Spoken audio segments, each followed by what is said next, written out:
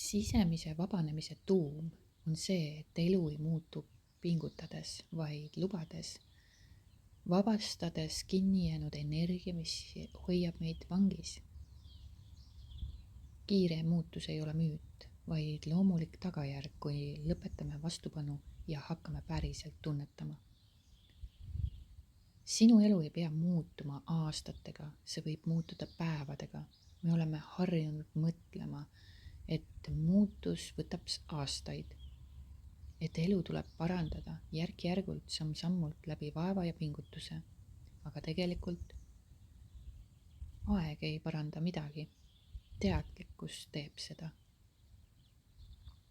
Kui sa tõeliselt pühendud ja võtad vastutuse oma emotsioonide eest, mitte intellektuaalselt, vaid südame ja kehaga, siis sa avastad, et elu hakkab liikuma tohutu kiirusega. Mitte läbi kontrolli, mitte läbi tegemise, vaid läbi vabanemise.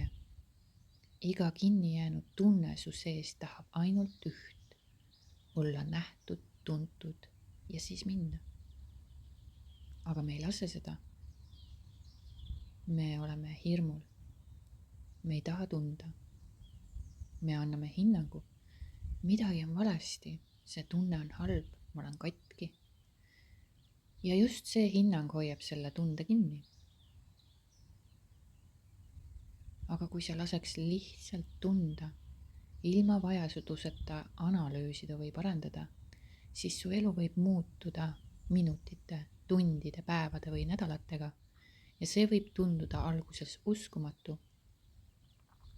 sest see on vastupidine sellele kõigele, mida sulle on õpetatud. Aga kui sa selle teekonna ette võtad, sa tunned seda, sa näed seda ja sa tead seda. Reaalsus pole see, milles sa praegu elad. Reaalsus on see, mis saab nähtavaks siis, kui sa vabaned.